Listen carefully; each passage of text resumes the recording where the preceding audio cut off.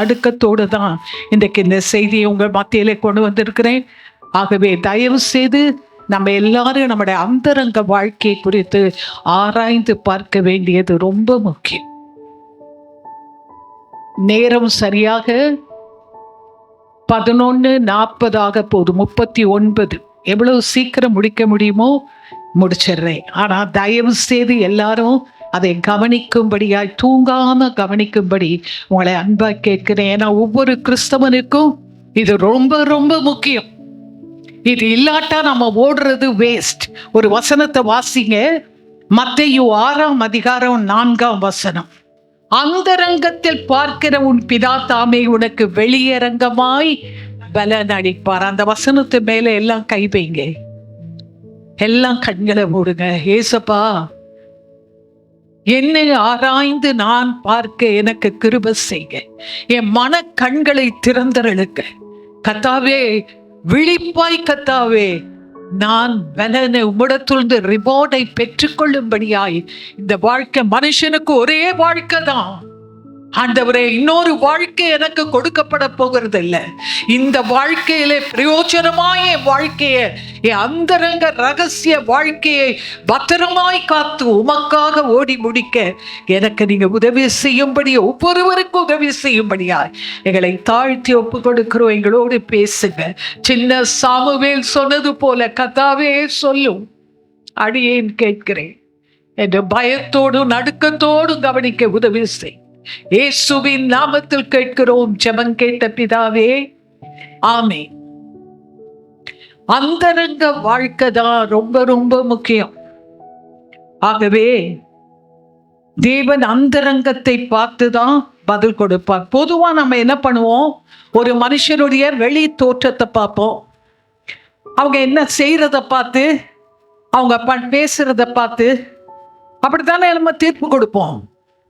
பொதுவா நல்லதா பேசுறாங்களா, நல்ல தீர்ப்பு நல்ல கொடுக்கல் வாங்கல் உண்மையா இருக்கா, எப்படி அவங்க பண்றாங்க, இதை பார்த்து தான் நம்ம மனுஷன் தீர்ப்பளித்தது. ஆனா ஆண்டவர் சொல்றாரு, நான் உன் அந்தரங்கத்தை பார்க்கிறேன்ப்பா, உன் வெளியரங்கத்தை நான் பார்க்கறது இல்லம்மா ஆன்னு சொல்லி சொல்றாரு. 1 சாமுவேல் 16:7 நம்ம எல்லாருக்கும் தெரிந்ததுதான்.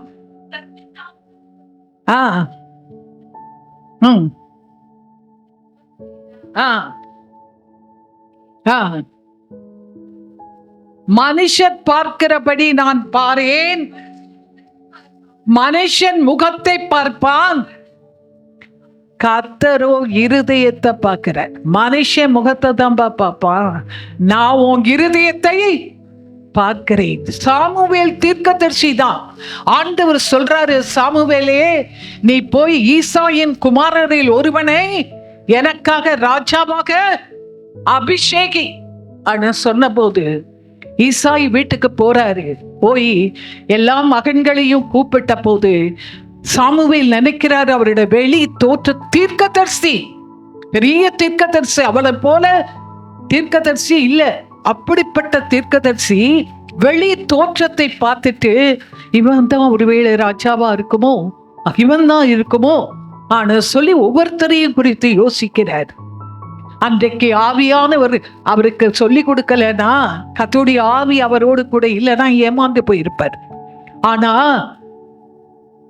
அவருக்கே சந்தேகம் வந்துருச்சு, இவ்வளவுதானா உன் குமாரர்? ஆண்டவர் இவெல்லாம் இல்ல இல்ல இல்லன்றாரு. அப்ப இவ்வளவுதானா உன் குமாரன்? இவ்வளவுதானான்னு கேட்டா, இன்னொருத்தே இருக்கான், அவனை கூப்பிடு, அவன் வர வரைக்கும் நான் இங்கே போஜனம் பண்ண மாட்டேன், அவனை கூப்பிடுன்னு சொன்ன உடனே ஈசா இவரை வழி இல்லாம தாவீது, குட்டி தாவீதை கூப்பிட்டாங்க. கூப்பிட்ட உடனே இவன் தான் சொல்லி கர்த்தர் சொன்னார். கர்த்தர் பாருங்க, அந்தரங்கத்தை பார்த்து தான் பதில் கொடுக்க. கர்த்தருக்கு பிடிக்காத குணம் என்ன தெரியுமா? ஒண்ணு பெருமை. பெருமை உள்ளவர்களுக்கு கர்த்தர் எதிர்த்து நிற்கிறார். பெருமை உள்ளவங்கள்ட்ட கிட்டே வர மாட்டார், அவர் எதிர்த்து நிற்பார். 2வது மாய்மாலம். மாய்மாலம் பண்றோம் பாருங்க, எல்லாருக்குள்ளேயும் மாய்மாலம் இருக்குதா. மாய்மாலம் பண்றவங்களை ஆண்டவருக்கு பிடிக்கவே பிடிக்க. மத்தேயு 23 ஃபுல்லாவே மாய்மாலத்தை பத்தி இன்னும் நிறைய இடத்துல ஆண்டவர் சொல்றாரு. மாய்மாலம் இந்த மாய்மாலம் நுழைய முடியாத இடம் எதுவுமே கிடையாது. எல்லா இடத்துலயும் இந்த மாய்மாலம் நுழைஞ்சிரும். அததான் ஆண்டவர் சொல்றாரு, உன் அந்தரங்கத்தை குறித்து கவனமா இருங்க. பரிசேயர் வேதப்பாரகர் அவங்களை குறித்து சொல்லும் போது ஆண்டவர் சொல்றாரு, மாயக்காரரே. அவங்க வெளிப்படையா என்ன பண்ணாங்க? ஜெபிச்சாங்க, வேதம் வாசிச்சாங்க, ஆலயத்துக்கு போனாங்க, தான தர்மம் பண்ணாங்க, தசம பாகமும் கொடுத்தாங்க. ஆனா அவங்களுடைய உள்ளம் கர்த்தருக்கு முன்பாக நேர்மையானதாய் காணப்படலை. கர்த்தருக்கு முன்னதாய் அவருடைய உள்ளம் இப்படி இல்லை, நேர்மையானதாய் இல்லை. ஆண்டவர் அவர்களை பார்த்து தான் சொல்றாரு, மாயக்காரரே, நானும் நீங்களும் மாயக்காரராய் இருக்கக்கூடாது. தசோபாகத்துல எல்லாம் உண்மையாதான் இருந்தாங்க. மத்தேயு 23 வாசிங்க.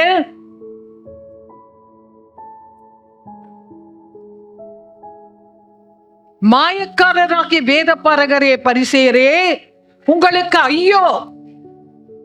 ஒற்றலமையிலும் வெந்தயத்திலும் சீரகத்திலும் தசோபானம் செலுத்தி நியாய பிரமாணத்தில் கற்பித்திருக்கிற விசேஷித்தவைகளாகிய நீதியையும் இரக்கத்தையும் விசுவாசத்தையும் விட்டு விட்டீர்கள். இவைகளையும் செய்ய வேணும். இதெல்லாம் ரொம்ப நல்ல காரியம்தான். இவைகளெல்லாம் ரொம்ப நல்ல காரியம்தான். இவைகளையும் செய்யுங்கப்பா, அவைகளையும்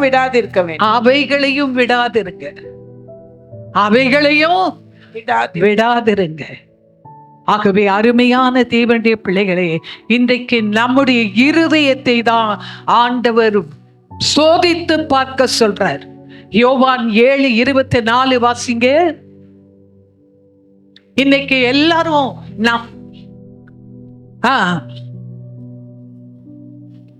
தோற்றத்தின்படி தீர்ப்பு செய்யாமல் நீதியின்படி தீர்ப்பு செய்யுங்க. அதுக்குதான் ஆண்டவர் சொன்னாரு, ஜட்ஜ் நாட்.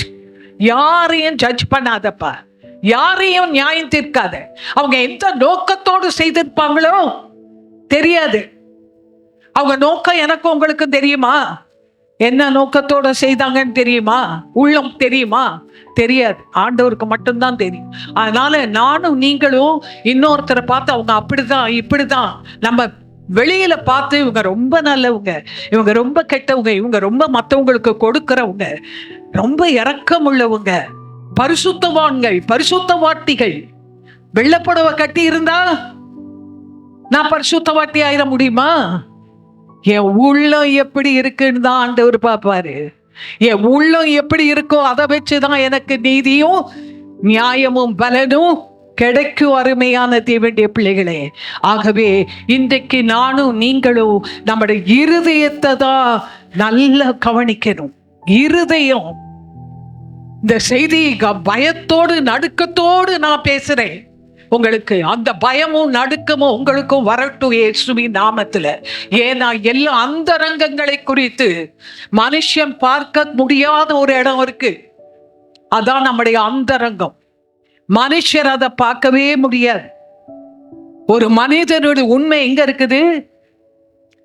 இருதயத்துல தான் இருக்கு. என் இருதயம் என்ன சிந்திக்கிறதோ அதான் நான். என் இருதயம் என்ன சிந்திக்குதோ அதுதான் நான். அதனாலதான் ஆண்டவர் சொன்னாரு மத்தேயு 5:28, ஒரு ஸ்திரீயை இச்சையோடு பார்க்கிற எவனும் இருதயத்தில் அவளோட விபச்சாரம் செய்து ஆயிற்றுப்பா. உன் கிரியை நீ செய்யணும்னு அவசியம் இல்லை. இச்சையோட பார்த்தாலே போதும், அவளோட விபச்சாரம் செய்து ஆயிற்று. அப்ப என் இருதயம் எப்படி இருக்கு பாருங்க. தொட்டா மூடும், ஆபத்து வரும், குடும்பத்துல பிரச்சனை வரும், அதுக்காக நம்மளை அடக்கிக்கிட்டு இருக்கோம். ஆனா இருதயம் எப்படி இருக்கு யோசித்து பாருங்க. உங்க இருதயம் எப்படி இருக்கோ உங்க உண்மை இருதயத்துக்கு தான் ஒத்து இருக்குது. ஆகவே அந்தரங்கத்தை பார்த்து பதில் கொடுக்கிற ஆண்டவர், அதுலதான் நம்மள ஆண்டவர் ஜட்ஜ் பண்ணுவார். இந்த ஆண்டவர் அந்தரங்கத்தை பார்த்து ஜட்ஜ் பண்ணுகிறதுல 3 பிரிவா பிரிக்கிறார். முதல் பிரிவு என்ன தெரியுமா? முதல்ல எப்படி பாப்பாருன்னா,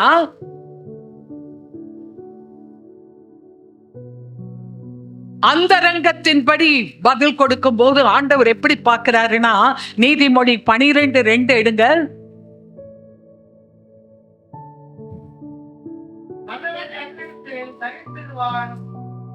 நல்லவன் கர்த்தரிடத்தில் தயை பெறுவான், துர்சிந்தை உள்ள மனுஷன் துர்சிந்தனைகள் உள்ள மனுஷன் அவர் ஆக்கினைக்குட்படுத்துவார். நம்முடைய சிந்தை எப்படி வெளியரங்கமா கிரியை செய்யணும்னு அவசியமே இல்லை. உள்ள எப்படி இருக்கிறோமோ அதை வைத்துதான் ஆண்டவர் நம்மை நியாயம் தீர்ப்பார். நீதிமொழி 23:6 வாசிங்க.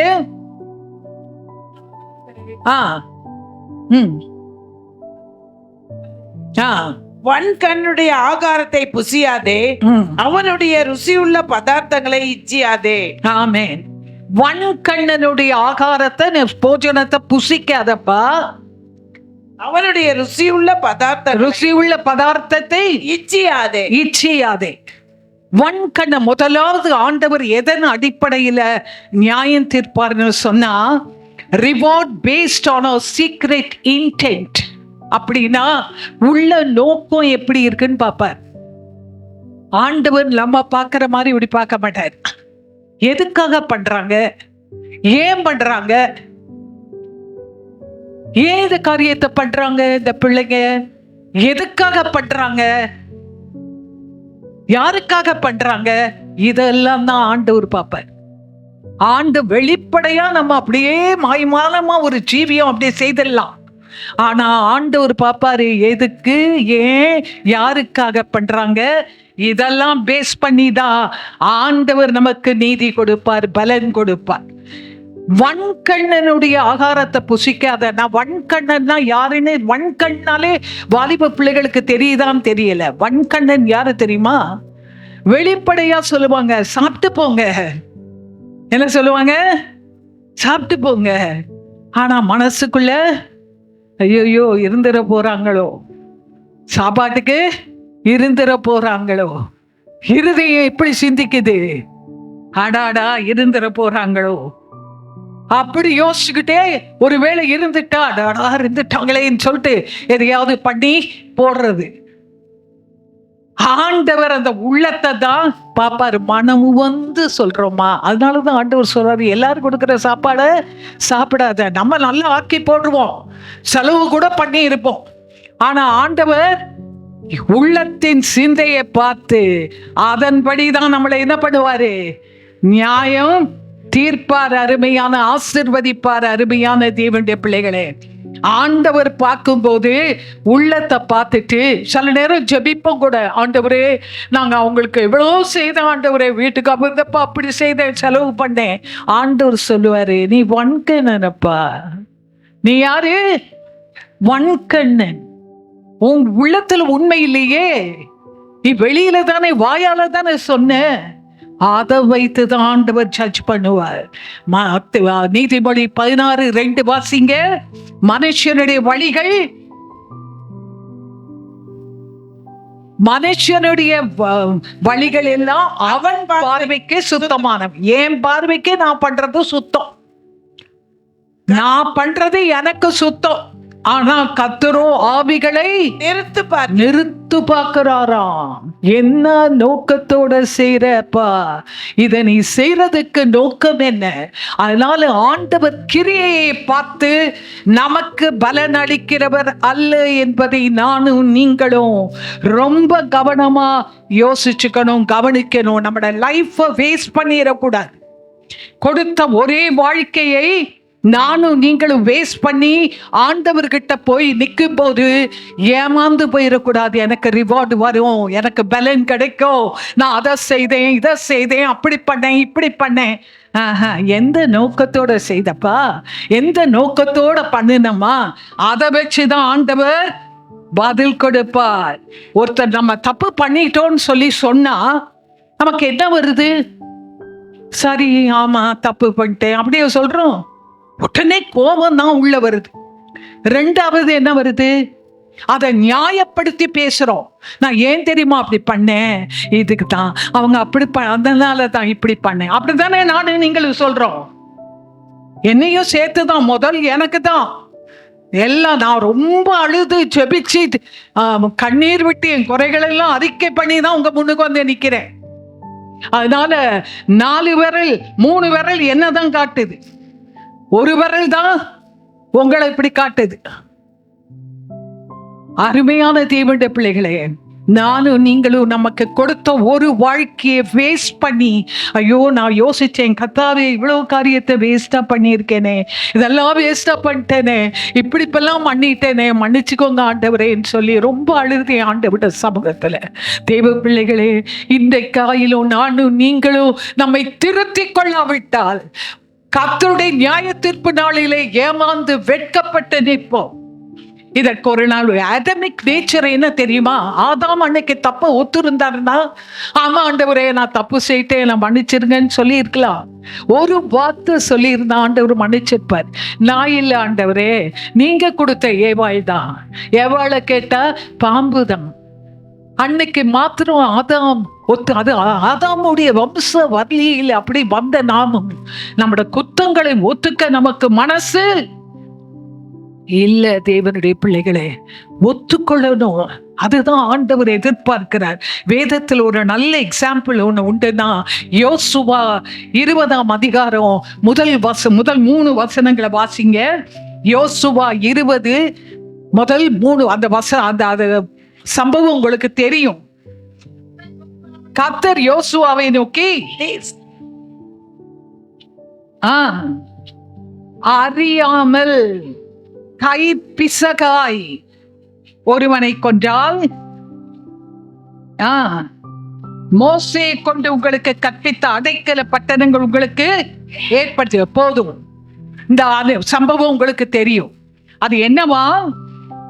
அறியாமல், நீ தெரியாம ஒரு காரியத்தை செய்துட்டீன்னா பரவாயில்ல. அதுவும் கை பிசகா, நீ மேல ஏறின இரும்பு கீழே விழுந்துருச்சு, அவன் மேல பட்டுருச்சு, அவன் செத்து போயிட்டான், பரவாயில்லப்பா. ஆண்டு மனுஷன் என்ன சொல்லுவான்? நீ கொலைபாதகன். பார்த்தவன் என்ன சொல்லுவான்? இவன் தான் கொண்டுட்டான் சார், இவன் தான் கொண்டுட்டான், இவன் தான். நீங்க தான் மாட்டிக்குவீங்க. அதனால ஆண்டவர் உள்ளத்தை பார்த்துதான், இருதயத்தை பார்த்துதான் தீர்ப்பு செய்கிறவர்.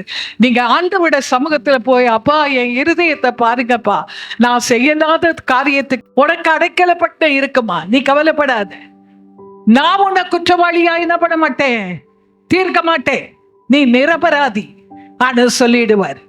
பழி ஒரு பக்கம், பாவம் ஒரு பக்கம். தப்பு பண்ணவங்க பிரச்சனைக்கு காரணமெல்லாம் என்ன பண்ணுவாங்க? தாங்க ரொம்ப நிரபராதிக மாதிரி அப்படி இருந்துருவாங்க. தாங்க ரொம்ப எதையுமே தப்பு செய்யாத மாதிரி, தாங்க உத்தமர்கள் மாதிரி நிற்பாங்க. பாவம் இந்த வழியில் நடுவுல பேசி சப்போர்ட் பண்ணி கொடுத்தாங்க பாருங்க, அவங்க மாட்டிக்குவாங்க. ஆகவே அருமையான தேவனுடைய பிள்ளைகளே, மனுஷன் நாடகம் போட்டு மனுஷனுக்கு தப்பிச்சிடலாம்.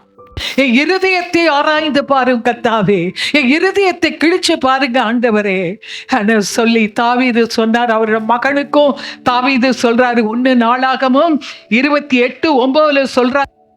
கொஞ்சம் கூட ஒருபடி போனா, இருதயத்தின் தோற்றங்களை பார்க்கிற தேவனா, இருதயத்தின் தோற்றங்களை காண்கிற தேவனா ஆண்டவர், இருதயத்தின் தோற்றங்களை காண்கிற ஆண்டவர். ஒரு முறை நான் ஸ்கூல்ல வேலை பார்த்துட்டு இருக்கும் போது ஒரு பிரச்சனை ஸ்கூல்ல. கர்த்தருடைய பிள்ளைகள்னா அவங்க எல்லாம் ரொம்ப வெறுப்பாங்க. ஸ்டாஃப் ரூமுக்கே என்னால போக முடியாது, ஏன்னா இன்டா பேசுவாங்க. நான் எனக்கு இருக்கிற ஃப்ரீ பீரியட்ல ஒரு இடம் வச்சிருக்கேன், அங்க போயிடுவேன் ஜெர்மன். தப்பி தவறி ஒரு பீரியட் அங்க இருந்தாலும், ஆனா நான் என் முன்னுக்கு நிம்மி வருதுன்னு பேச மாட்டாங்க, வீண் காரியங்கள்லாம் பேச மாட்டாங்க. ஆனா நான் போனா அவங்களுக்கெல்லாம் ரொம்ப கஷ்டம்.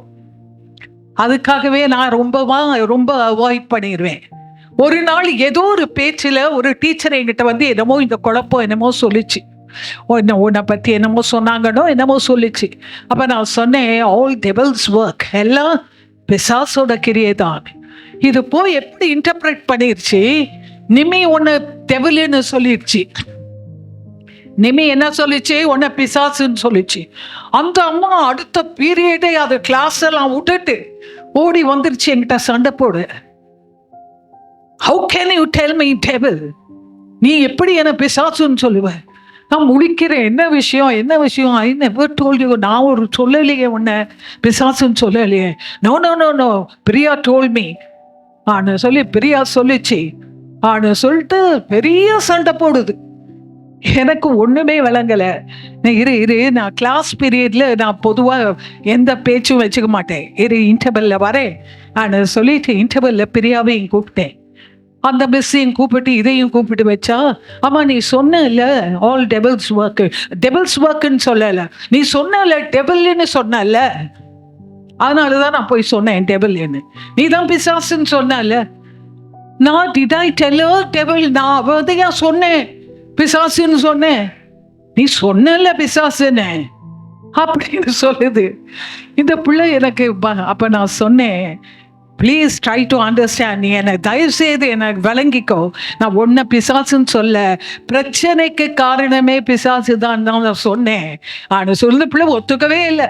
சார் நீ ஒத்துக்கிறியோ ஒத்துக்கலையோ, வானத்தை பார்த்து ஏசப்பா என் இருதயத்தை பாருங்கப்பா, நான் அப்படி சொல்லலைப்பா, நீங்கள் பார்த்துக்கோங்கன்னு சொல்லி அனுப்பிட்டேன். அதுக்கு கோபம் தான் என் மேலே இருந்தாலும் இருதயத்தை பார்க்கிற ஆண்டவரே நான் என்ன சொன்னேன், எந்த மோட்டிவோட சொன்னேன் உங்களுக்கு தெரியும். ஆண்டவர் அந்த நோக்கத்தை தான் பார்த்து பதில் கொடுக்கிற ஆண்டவர் என்பதில் தான் நான் சந்தோஷப்பட்டுக்கிட்டேன். அருமையான தேவனுடைய பிள்ளைகளே, ஆண்டவர் நம்முடைய இருதயத்தின் நோக்கத்தை பார்த்து தான் பதில் கொடுப்பாரு. உலகம் நல்லா நடிக்குது இந்த காலத்தில், ஆவிக்குரிய உலகம். நான் உலகத்தை பற்றி பேசல, ஆவிக்குரிய பிள்ளைகள் மாய்மாலம் தயவு செய்து பண்ணாதீங்க.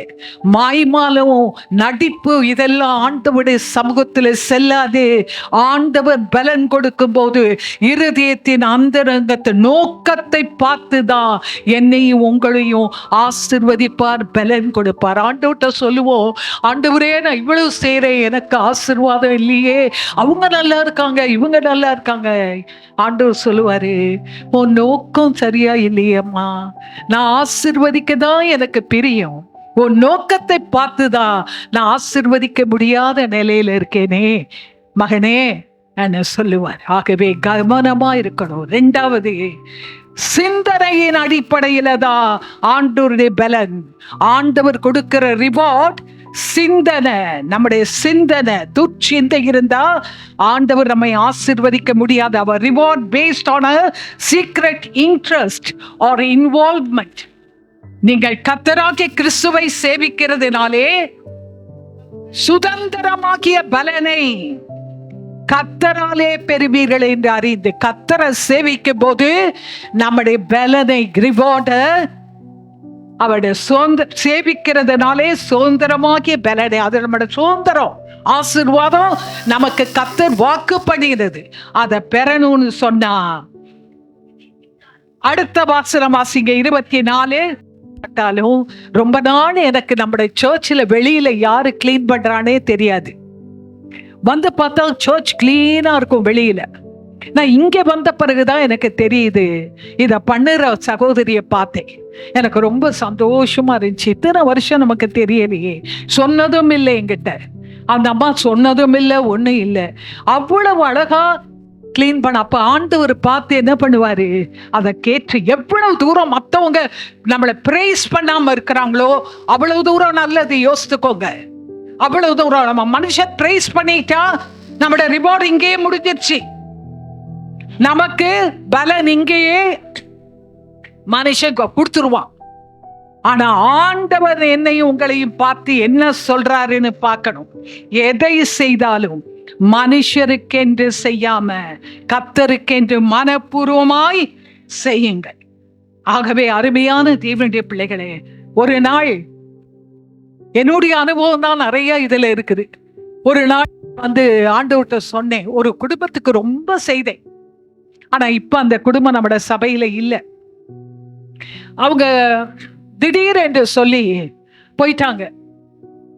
அப்ப எனக்கு ரொம்ப விசனமாயிருச்சு. நான் ரொம்ப அழுதேன் ஆண்டவர்கிட்ட. ஐயோ, கொடுக்கணுமே நினைச்சீங்கன்னா கொடுக்காதீங்க. ஏன்னா வேஸ்ட் பண்ணிடுறாங்க உங்க பணத்தை. நீங்களே வச்சு அனுபவிங்க தயவு செய்து. ஏன்னா வேஸ்ட். ஏன்னா கர்த்தருக்கு கொடுக்கும் போது உற்சாகமாய் நீங்க சந்தோஷமா கொடுக்காட்டி பிரயோஜனமே கிடையாது. தேவனுடைய பிள்ளைகளே, ஆண்டவர் உற்சாகமாய் கொடுக்கிற இடத்தில் தான் பிரியமா இருக்கிறார். சிலர் எப்படி தெரியுமா கொடுக்கிறோம், அவங்க நம்மளை எப்படி மதிக்கிறாங்க, கொடுத்தோன்னு நினைக்கிறாங்களா, நன்றியா இருக்காங்களா, இதெல்லாம் ஐயோ ஆண்டவர் நம்மளை கணக்கு பிரயோஜனமே இல்லை. கொடுத்தோம் என்ன இல்லை, பிரயோஜனமே கிடையாது. அதனால வேஸ்ட் பண்ணிடுறாங்க. கர்த்தருக்காக உற்சாகமாய் கொடுக்கிற இடத்துலதான் கர்த்தர் பிரியமாய் இருக்கிறார். கர்த்தர் நீங்க 500 ரூபாய் சம்பாதிக்கிறீங்கன்னு வச்சுக்கோங்க, அதுல எவ்வளவு காணிக்கை கொடுக்கணும், எவ்வளவு கொடுக்கணும், 50 ரூபாய் கொடுக்கணும். நீங்க 40 ரூபாய் கொடுத்தா கூட அவர் வாங்குவாருன்னு யோசிக்கிறீங்களா? வாங்க மாட்டார். 10,000 சம்பளம்னு வச்சுக்கோங்க, 1000 ரூபாய் கர்த்தருக்கு காணிக்கை கொடுக்கணும். ஆண்டவர் நீங்க நினைக்கிறீங்களா ஆண்டவர் பிச்சைக்காரன்னு? வானமும் பூமியும் அவருடைய இதுதான். ஐஸ்வர்யம் எல்லாம் அவரு வச்சு எல்லாத்தையும் அதிகமாய் வைத்திருக்கிறவதான். அவரு நமக்கு பிச்சை போடுறது, நம்ம என்ன பண்றோம், ஆண்டவருக்கு கொடுக்கிறோம். வாங்குறதுல மாத்திரம்தான் ஆண்டவருடைய கை கீழே போகும், மீதியில எல்லாம் அவர் பெரியவர். ஆபேலும் காயினும் காணிக்கை போட்டாங்க. சொல்ல போனா காயின் தான் முதல் காணிக்கையை கொண்டு வந்தவர். ஆனா யாருடைய காணிக்கை அங்கீகரித்தாரு? ஆபேலுடைய காணிக்கையை கர்த்தர் அங்கீகரிக்கணுமே. அத ஜோமணி, என் காணிக்கையை நீங்க அங்கீகரிங்க ஆண்டவரே ஆன சொல்லி உங்களையும் படைங்க. அப்படி உற்சாகமாய் கொடுக்கிற இடத்துலதான் கர்த்தர் பிரியமாய் இருக்கிறாரே தவிர சும்மா போடணுமேனு போட்டா அதுக்கு பலனும் வராது. தேவ பிள்ளைகளே, ஆண்டவர் அந்தரங்கத்தை பார்க்கிறவர். அந்தரங்கத்துல பார்த்துட்டு வெளியரங்கமாய் பலன் அளிக்கிற 3வது காரியத்தை ரொம்ப சுருக்கமா சொல்லிடுறேன். God's reward based on our integrity. அப்படின்னா நம்மளோட இருதய உண்மையை பார்த்துதான் ஆண்டவர் பலன் கொடுப்பார். யோபு சொல்றாரு 33:3 வாசிங்க. யோபு 33:3, என் வார்த்தைகள் என் இருதயத்தின் உண்மைக்கு ஒத்திருக்கும். நான் அறிந்ததை போதும். என் வார்த்தைகள் என் இருதயத்தின் உண்மைக்கு ஒத்திருக்கும். அதனாலதான் யோபை பார்த்து ஆண்டவர் உத்தமனேன்னு சொன்னார். அவர் அடிக்கடி இருதயத்தை சோதிச்சு பார்த்தார். அதனாலதான் ஆண்டவரே அவரை குறித்து சாட்சி சொல்லுவார். அதனால நம்ம எதை சோதிக்கிறோமோ இல்லையோ, நான் செய்யற கிரியைகள் எப்படி இருக்குன்னு இருதயத்தை தினமும் சோதிங்க. அன்னைக்கு ராத்திரி படுக்கிறதுக்கு முந்தி யோசித்து பார்த்து என் கிரியைகள் பிரயோஜனம் உள்ளவர்களா இருக்குதான்னு சொல்லி யோசித்து பாருங்க. நம்மளோட உண்மையை பார்த்துதான் ஆசீர்வதிக்கிறவர். இல்ல நல்ல ஒரு வேதத்துல ஒரு எக்ஸாம்பிள் இருக்கு. ஆதியாகமம் 20ஆம் அதிகாரத்துல ஆபிரகாம் என்ன பண்றாரு? 20ஆம் அதிகாரம் 1 வசனத்திலிருந்து வாசிச்சு பார்த்துக்கோங்க. நேரம் ஆயிட்டனால நான் வாசிக்கல. ஆபிரகாம் தன்னுடைய குடும்பத்தோடு சாராளோடு போய் எகிப்துக்கு போறார். எகிப்துக்கு போய் தங்கினாரு முதல். இப்ப கேரார் ஊருக்கு வரார். கேரார் ஊர்ல வரும்போது இவர் பார்க்கிறாரு, இந்த ஜனங்களுக்குள்ள தெய்வ பயம் இல்லாதது போல இருக்குதே. இந்த சாராள் ரொம்ப அழகுள்ளவன். அப்ப சாராளை பார்த்து சொல்றாரு, அம்மா நீ ரொம்ப அழகா இருக்க. இந்த ராஜா, இந்த ஊர் வழக்கம் எப்படி தெரியுமா, எந்த பெஸ்டோ ராஜாவுக்கு தான் வேணும்னு பார்ப்பாங்க. அதனால நீ என்ன பண்ண, உன்னத்தை சகோதரின்னு சொல்லி இருப்பா ஆன்னு சொல்றாரு. இல்லைன்னா என்ன கொலை பண்ணிடுவாங்க. இந்த அம்மாவும் எவ்வளவு நல்ல புருஷன் பாருங்க, அம்மா நான் தப்பிச்சுக்கிறேன், நீ மாட்டிக்க. ஷூயோ நல்ல ஆபிரகாம் தான், விசுவாசங்களில் தகப்பன் தான். ஆனா கூட ஆபிரகாம் மாதிரி இருந்துறாங்க. யாரும் இந்த விஷயத்துல ஆபிரகாம் மாதிரி நானும் நீங்களும் இருக்கக்கூடாது. ஒருத்தர் தப்பிக்க ஒருத்தரை மாட்டி கொடுத்துறாங்க. நான் தப்பிச்சுக்கிறேன்பா, நான் நல்ல பேர் வாங்கிக்கிறேன்பா, நீ மாட்டிக்கப்பா. ஆஹா, அப்படி செய்த ஆண்டவர் இருதயத்தை தான் பார்க்கிற ஆண்டவர். இவன் என்ன சொல்றாரு, சாராளே நீ என்னை சகோதரின்னு சொல்லிடு. இந்த அம்மாவும் சரி புருஷன் செத்து போயிடுவாரேன்னு பயந்துக்கிட்டு சகோதரின்னு சொல்லிட்டு அந்த ஊர் ராஜா அபிமலேக்கு பார்க்குறான். இந்த மாதிரி போய் சொல்றாங்க, அழகான ஒரு அம்மா வந்திருக்கிறா, அவன் வேற சகோதரின்னு சொல்றான், கூட்டிகிட்டு வா. கூட்டிகிட்டு போன உடனே அபிமலேக்கு, நீ செத்தாய், நீ என்ன பண்ணிட்ட, செத்துட்டப்பா. என்ன ஆண்டவரே நான் செத்து போய்ப்பேன்னு சொல்றீங்க? என்னன்னா நீ உன் வீட்டுக்கு கூட்டு வந்திருக்க பாரு சாராள், அது ஆபிரகாமுடைய மனைவி. ஐயோ அவளும் சொன்னாலே நான் சகோதரின்னு அவளும் சொன்னாலே, இது உத்தம இருதயத்தோட பண்ணப்பா. ஆமா எனக்கு தெரியும் நீ உத்தம இருதயத்தோட இத பண்ணன்னு பார்த்துதான் நீ தப்பு பண்ணாம இருக்கிறதுக்காக நான் இதை உன்னை என்ன பண்றேன், எச்சரிக்கிறேன். ஆண்டவர் அப்ப எதை பார்க்கிறாரு பாருங்க, உத்தம இருதயத்தோடு இதை செய்தா என்று அறிந்துதான் நான் என்ன பண்ணேன், நீ தப்பு செய்யாம இருக்க. 20:6 வாசிங்க. அப்பொழுது தேவன் உத்தம இருதயத்தோட நீ இதை செய்தாய் என்று நான் அறிந்திருக்கிறேன். நீ எனக்கு விரோதமாய் பாவம் செய்யாதபடி உன்னை தடுத்தேன்பா. உன்னை தடுத்தேன். நீ எனக்கு விரோதமா எங்க பாவம் செய்திருவியோ ஆனா பயந்துதான் உன்னை நான் தடுத்தேன்பா அப்படின்னு சொல்றாரு. அப்ப பாருங்க ஆண்டவர் இருதயத்தையும் தோற்றத்தையும் பார்த்து என்னையும் உங்களையும் ஆசீர்வதிக்கிறவர். நம்ம செய்யற செயல் முக்கியம் இல்ல ஆண்டவருக்கு. நல்லா கவனிச்சுக்கோங்க, செயல் கிரியை முக்கியம் இல்ல, இருதயம் எப்படி இருக்கு, இருதயத்துல உத்தமம் உண்மை, இதை வைத்துதான் நம்முடைய ஆண்டவர் ஜட்ஜ் பண்ணுவான். இன்னும் ஒரே ஒரு காரியம் சொல்றேன். அப்போஸ்தலர் 8ஆம் அதிகாரம் 18ஆம் வசனத்துல இருந்து வாசித்து பார்த்தீங்கன்னா, சீமோன் அந்த மாய வித்தைக்காரனாகிய சீமோனை பற்றி சொல்லி இருக்குது. அங்க சீஷர்கள் கை வைத்து ஜெபிக்கும் போது ஜனங்கள் பரிசுத்த ஆவியை பெற்றுக் கொள்கிறாங்க. இத பார்த்த உடனே இந்த சீமோன் மாய வித்தைக்காரன் ரட்சிக்கப்பட்டோன்னே இந்த வரம் எனக்கும் கிடைக்கணும்னு சொல்லிட்டு தாங்கிட்ட இருக்க பணத்தை கொண்டு போய் கொடுத்து எனக்கும் இந்த வரம் கிடைக்கணும். உடனே பேதுருக்கு ரொம்ப கோபம் வந்துருச்சு. பணத்தினால ஆண்டவரோட ஆசீர்வாதத்தை பெற விரும்புற ஆனா சொல்லிட்டு 23ஆம் வசனம் வாசிங்க. நீ கசப்பான பிச்சிலும் பாவக்கட்டிலும் அகப்பட்டிருக்கிறதாக காண்கிறேன். என்ன இருதயத்துல என்ன இருக்கான், கசப்பான பிச்சி பாவக்கட்டில அகப்பட்டிருக்கிற உன் இருதயம் தேவனுக்கு முன்பாக. 21ஆம் வசனம் சொல்லுது, இருதயம் தேவனுக்கு முன்பாக செம்மையாய் இராதபடியால் இந்த விஷயத்திலே உனக்கு பங்குமில்லை பாகமும் இல்லை போ சொல்லி அனுப்பிட. ஆண்டவர் அவனுடைய இருதயத்துல என்னென்ன இருக்கு பாருங்க. தேவனுடைய பிள்ளைகளே கண்களை மூடுங்க, நம்முடைய இருதயத்துல என்ன இருக்குன்னு பாருங்க. நீங்களும் செய்யற காரியம் எல்லாம் கர்த்தருக்கு செய்யற காரியத்தை உண்மையா செய்யறோமா? குடும்பத்துல கூட, நம்முடைய தனிப்பட்ட வாழ்க்கையில, உங்களோட வேலை ஸ்தலத்துல நீங்க சொல்ல முடியுமா உங்களோட வேலை ஸ்தலத்துல உண்மையா இருக்கிறேன்? எஜமான் பார்த்தாலும் பார்க்காட்டாலும் உங்க இங்க வேலை செய்யற இடத்துல உண்மையா இருக்கிறேன்னு சொல்ல முடியுமா உங்களால? உண்மை குடும்பத்துக்கு உண்மையா இருக்கீங்களா?